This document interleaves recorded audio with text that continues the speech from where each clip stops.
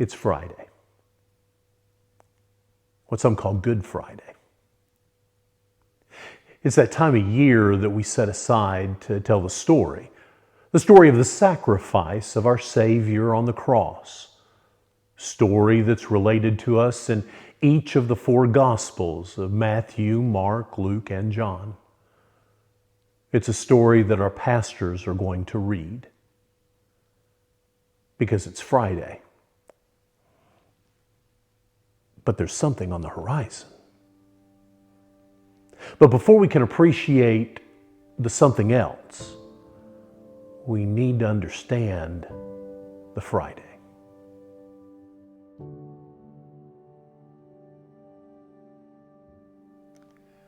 After singing a hymn, they went up to the Mount of Olives, and Jesus said to them, "You will all fall away, because it is written, I will strike down the shepherd, and the sheep will be scattered.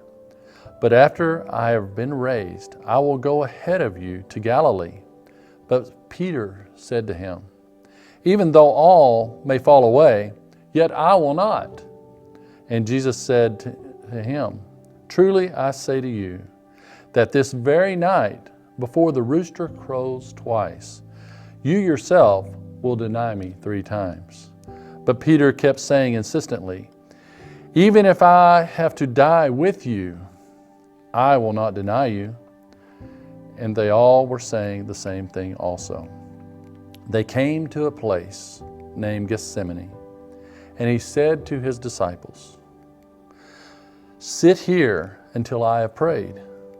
And he took with him Peter and James and John, and began to be very distressed and troubled. And he said to them, "My soul is deeply grieved to the point of death. Remain here and keep watch." And he went a little beyond them and fell to the ground and began to pray that if it were possible, the hour might pass by him. And he was saying, "Abba, Father, all things are possible for you. Remove this cup from me, yet not what I will, but your will be done." And he came and found them sleeping. And he said to Peter, "Simon, are you asleep? Could you not keep watch for an hour? Keep watching and praying, that you may not come into temptation. The spirit is willing, but the flesh is weak." Again, he went away to pray, saying the same words. And again he came and found them sleeping, for their eyes were very heavy, and they did not know what to answer him. And he came the 3rd time and said to them, "Are you still sleeping and resting? It is enough, the hour has come. Behold, the Son of Man is being betrayed into the hands of sinners. Get up, let us be going. Behold, the one who betrays me is at hand."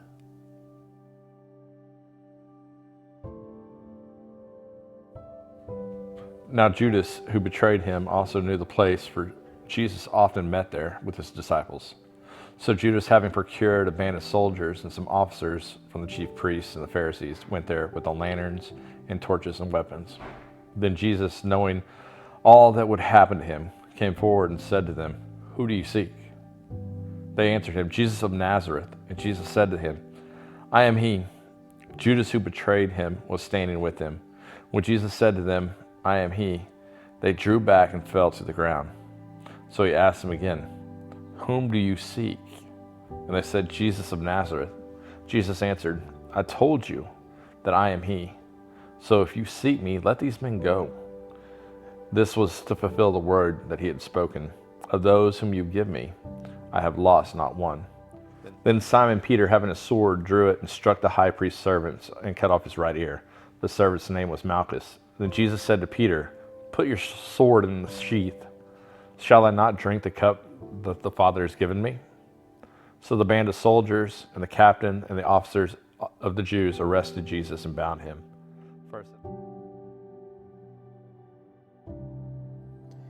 They led Jesus away to the high priest, and all the chief priests and the elders and scribes gathered together.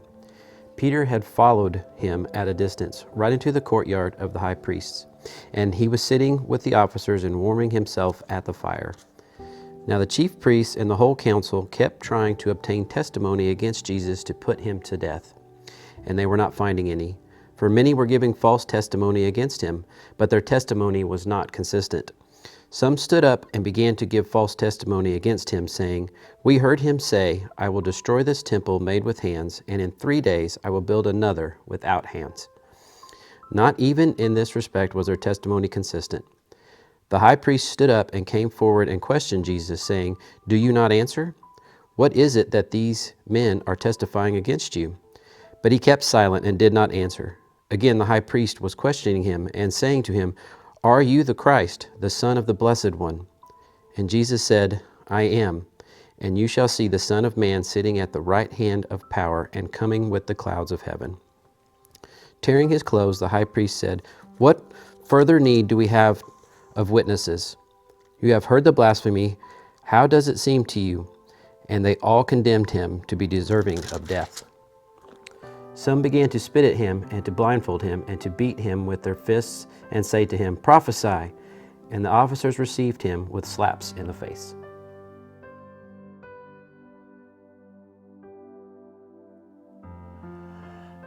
Simon Peter and another disciple were following Jesus. Because this disciple was known to the high priest, he went with Jesus into the high priest's courtyard. But Peter had to wait outside at the door. The other disciple, who was known to the high priest, came back, spoke to the girl on duty, and brought Peter in. "Surely you are not another of this man's disciples?" the girl at the door asked Peter. He replied, "I am not." It was cold, and the servants and officials stood around a fire that they had made to keep warm. Peter also was standing with them, warming himself. As Simon Peter stood warming himself, he was asked, "Surely you are not another of his disciples?" He denied it, saying, "I am not." One of the high priest's servants, a relative of the man whose ear Peter had cut off, challenged him, "Didn't I see you with him in the olive grove?" Again, Peter denied it, and at that moment, a rooster began to crow.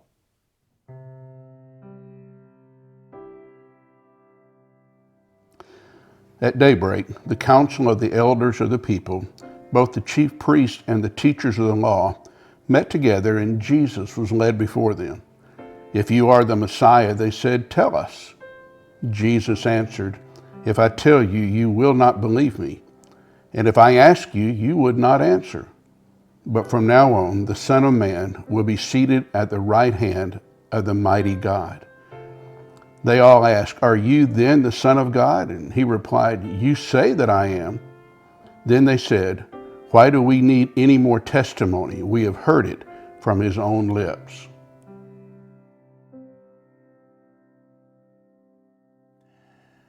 Then the Jews led Jesus from Caiaphas to the palace of the Roman governor. By now it was early morning, and to avoid ceremonial uncleanness, the Jews did not enter the palace. They wanted to be able to eat the Passover. So Pilate came out to them and asked, "What charges are you bringing against this man?" "If he were not a criminal," they replied, "we would not have handed him over to you." Pilate said, "Take him yourselves and judge him by your own law." "But we have no right to execute anyone," the Jews objected. This happened so that the words Jesus had spoken, indicating the kind of death he was going to die, would be fulfilled. Pilate then went back inside the palace, summoned Jesus, and asked him, "Are you the king of the Jews?" "Is that your own idea?" Jesus asked. "Or did others talk to you about me?" "Do you think I am a Jew?" Pilate replied. "It was your people and your chief priests who handed you over to me. What is it you have done?" Jesus said, "My kingdom is not of this world. If it were, my servants would fight to prevent my arrest by the Jews. But now my kingdom is from another place." "You are a king then," said Pilate. Jesus answered, "You are right in saying I am a king. In fact, for this reason I was born, and for this I came into the world, to testify to the truth. Everyone on the side of truth listens to me." "What is truth?" Pilate asked.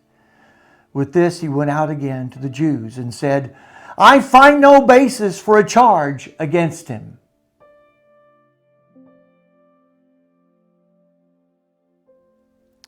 And when he learned that he belonged to Herod's jurisdiction, he sent him to Herod, who himself was in Jerusalem at the time. Now Herod was very glad when he saw Jesus, for he had wanted to see him for a long time, because he had been hearing about him and was hoping to see some signs performed by him. And he questioned him at some length, but he answered him nothing. And the chiefs and the scribes were standing there accusing him vehemently. And Herod with his soldiers, after treating him with contempt and mocking him, dressed him in a gorgeous robe and sent him back to Pilate.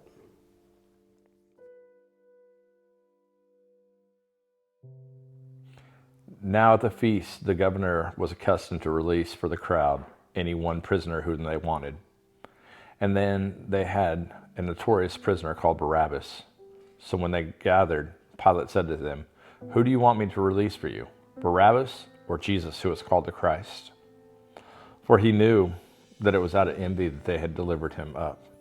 Besides, while he was sitting on the judgment seat, his wife sent a word to him, "Have nothing to do with this righteous man, for I have suffered much because of him in a dream." Now the priests and the elders persuaded the crowd to ask for Barabbas and destroy Jesus. The governor again said to them, "Which of you two do you want me to release for you?" And they said, "Barabbas."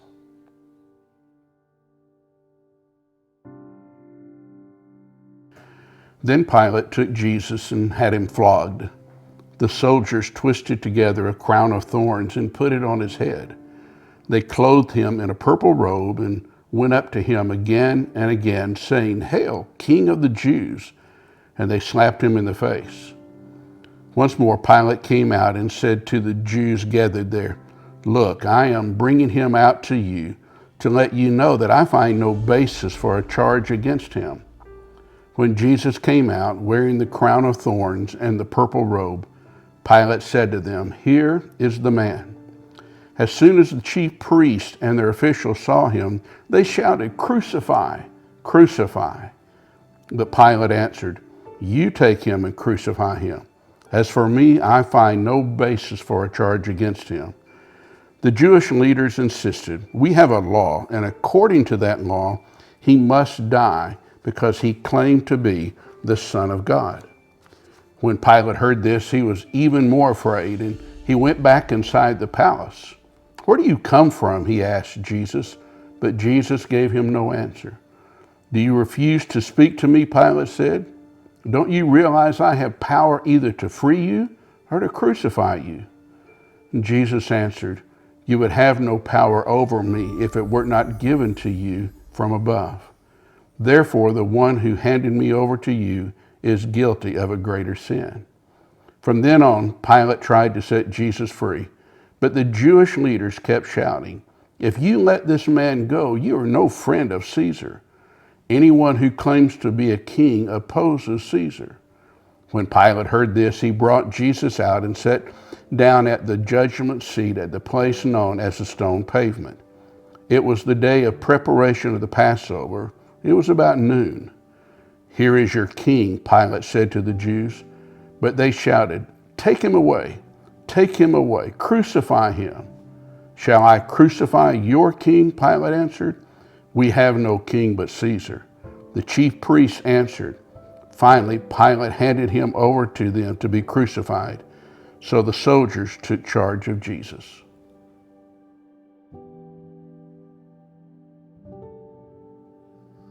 When they led him away, they seized a man, Simon of Cyrene, coming in from the country, and placed on him the cross to carry behind Jesus.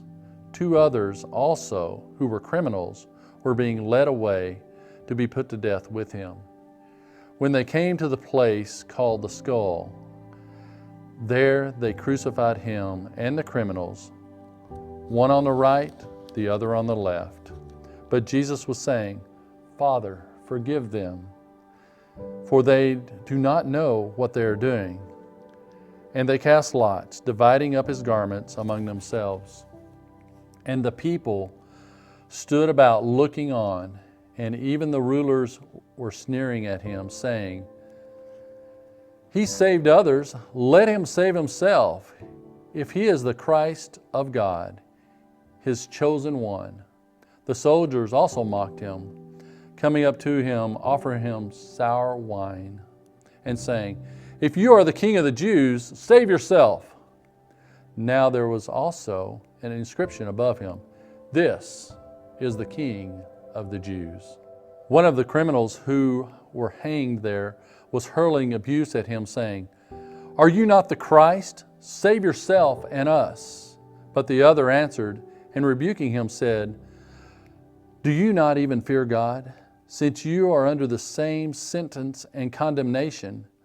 And we are suffering justly, for we are receiving what we deserve for our deeds. But this man has done nothing wrong." And he was saying, "Jesus, remember me when you come into your kingdom." And he said to him, "Truly, I say to you, today you shall be with me in paradise."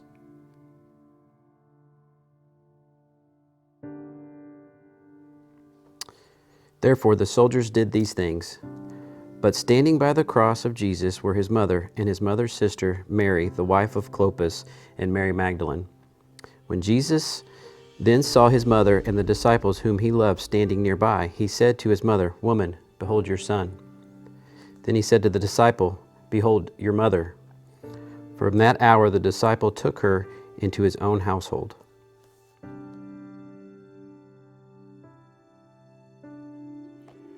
And the 6th hour had come. There was darkness over the whole land until the 9th hour. And at the 9th hour, Jesus cried, "Eloi, Eloi, lama sabachthani," which means, my God, why have you forsaken me?" And some of the bystanders hearing it said, "Behold, he is calling to Elijah."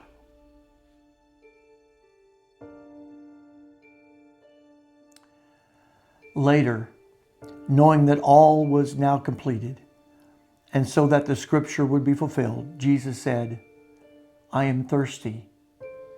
A jar of wine vinegar was there, so they soaked a sponge in it, put the sponge on a stalk of the hyssop plant, and lifted it to Jesus' lips. When he had received the drink, Jesus said, "It is finished." With that, he bowed his head and gave up his spirit. And Jesus uttered a loud cry and breathed his last. And the veil of the temple was torn in two from the top to the bottom. When the centurion, who was standing right in front of him, saw the way he breathed his last, he said, "Truly, this man was the Son of God." And Jesus cried out again with a loud voice and yielded up his spirit. And behold, the curtain of the temple was torn in two from top to bottom, and the earth shook, and the rocks were split. Jesus called out with a loud voice, "Father, into your hands I commit my spirit." And when he had said this, he breathed his last breath.